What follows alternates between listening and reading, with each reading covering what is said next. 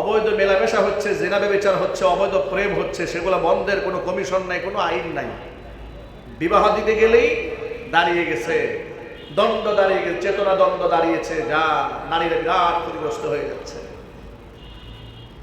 হাদিসের মধ্যে এসেছে স্পষ্ট শোনেন,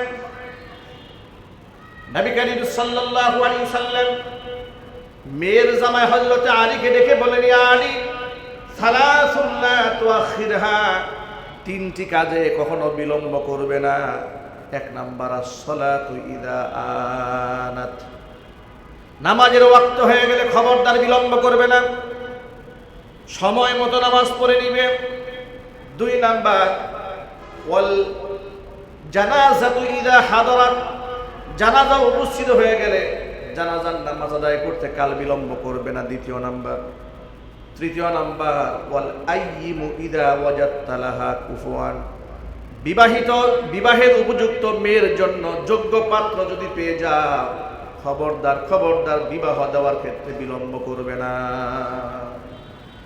বিবাহকে ইসলামে এত বেশি সহজ করা হয়েছে, নবী করিম সাল্লাল্লাহু আলাইহি ওয়াসাল্লাম বলেছেন, আইসারুহা মাউনা, যে বিবাহের মধ্যে সবচেয়ে খরচ কম, ওই বিবাহের মধ্যে আল্লাহ তাআলা সবচেয়ে বেশি বরকত নাজিল করে দেন। বিবাহকে একদম সহজ করা হয়েছে।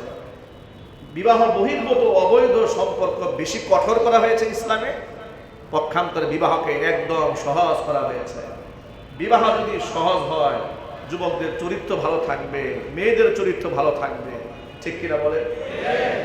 নারী কমিশন যে আইন প্রস্তাবনা করেছে, যে প্রস্তাব দিয়েছে, সেখানে জিনা ব্যভিচারকে সহজ করা হয়েছে, বিবাহকে কঠিন বানিয়ে দেওয়া হয়েছে।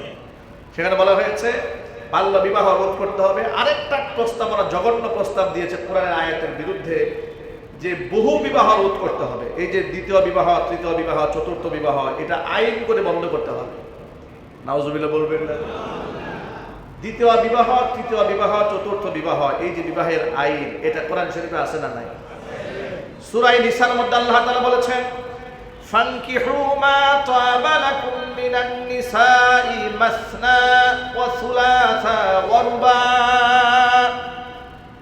দুটা দুটা, তিনটা তিনটা, চারটা চারটা তোমরা বিবাহ করবে, তোমাদের যতগুলো পছন্দ হয়। কিন্তু খবরদার, ওয়া ইন খিফতুম আল্লা তাদিলু ফাওয়াহিদাতান, যদি এরকম মনে হয় যে তুমি সমতা রক্ষা করতে পারবে না, স্ত্রীদের মধ্যে ইনসাফ করতে পারবে না, তাহলে তুমি কয়টা করবে? তাহলে তুমি একটা বিবাহ করবে। কিন্তু একটা বিবাহের শ্রেষ্ঠত্ব ইসলামে বোঝানো হয় নাই, তাহলে বোঝানো হয়েছে একাধিক বিবাহই আল্লাহর কাছে বেশি পছন্দনীয়। ঠিক কিনা বলেন? একাধিক বিবাহ কার কাছে বেশি পছন্দনীয়? এখন শুনেন কেন একাধিক বিবাহ এটাকে খারাপ দৃষ্টিতে দেখা হয় আমাদের সমাজে। কেউ যদি 10টা অবৈধ প্রেম করে তারে খারাপ বলা হয় না, কিন্তু বিবাহ যদি 2টা করে বলে সর্বনাশ হয়ে গেছে, ওই হুজুরের পিছনে আর নামাজ পড়া যাবে না। হুজুরের চরিত্র খারাপ, বলে কি হয়েছে? হুজুর আরেকটা বিয়ে করছে।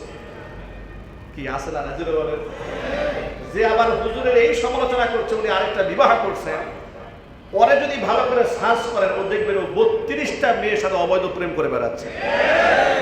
যিনি হুজুরের ব্যাপারে এই মন্তব্য করেছে যে হুজুরের চরিত্র শেষ, হুজুর 2টা বিয়ে করছে, আপনি ওর ব্যাপারে খবর নেন, দেখবেন ও বউ বাদ দিয়া আরো কত জায়গার মধ্যে গিয়া আপনার টাইম পাস করতেছে, তার কোনো হিসাব নাই। হুজুর যে টাইম পাস না করে বিবাহ করছে, এটাকে সে খারাপ দৃষ্টিতে দেখতেছে। এটাই হচ্ছে শয়তানের অপকৌশল। কথা বলতে হবে, ঠিক কিনা? একদিক থেকে একাধিক বিবাহ, এটা শুধুমাত্র শরীয়ত সম্মতই নয়, এটা বিজ্ঞান সম্মত, এটা রাষ্ট্র সম্মত, এটাই প্রাকৃতিক ভাবে ইনসাফপূর্ণ। দেখেন একটু কয়েকটা বিষয় লক্ষ্য করেন। যারা বলে যে একটা বিবাহ করলেই হবে, এরপর আর করার কোনো সুযোগ নাই, তারা কি জবাব দেবেন? বাংলাদেশে এই বছর যে জরিপ চলেছে, মানুষ সংখ্যা গণনা করা হয়েছে, আদমশুমারি হয়েছে, বাংলাদেশেই জনসংখ্যা পুরুষের তুলনায় 16 লক্ষ বেশি, নারীর সংখ্যা কত লাখ? একটু জোরে বলবেন, আরো চিল্লায় বলেন। এখন আপনি যদি ওই বাম এবং রামদের মতো বলেন যে বিবাহ একটা হবে, এই 16 লক্ষ নারীকে আপনি কোথায় পাঠাবেন? পতিতালয়ে পাঠাই দেবেন? কি ফয়সালা? এর বৈজ্ঞানিক জবাব দেবেন, নাম্বার 1। দ্বিতীয় নাম্বার, আপনি একটা বিবাহ করলেন, বিবাহ করার পরে আপনার স্ত্রীর সন্তান হচ্ছে না। পৃথিবীর ইতিহাস বলেছে, মেডিকেল সায়েন্স বলেছে, বন্ধাত্ব পুরুষের হতে পারে, কিন্তু সেটা হাজারে লাখে দু একটা পুরুষ বন্ধাত্ব হয়। নারীর বন্ধাত্ব হয় অ্যাভেলেবেল, নারীর সন্তান ধারণ ক্ষমতা অক্ষম হয়ে যায়।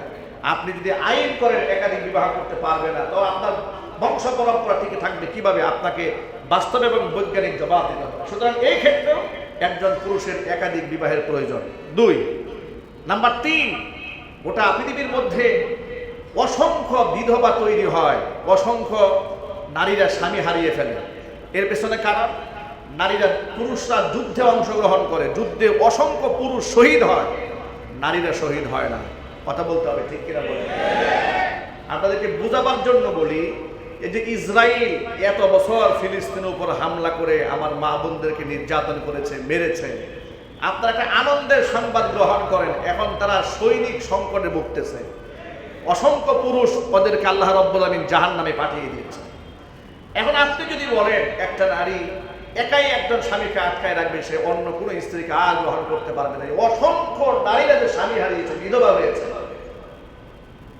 কিংবা ডিভোর্স প্রাপ্ত হয়েছে, তালাক প্রাপ্ত হয়েছে, এই নারীদের যাওয়ার জায়গা কোথায়?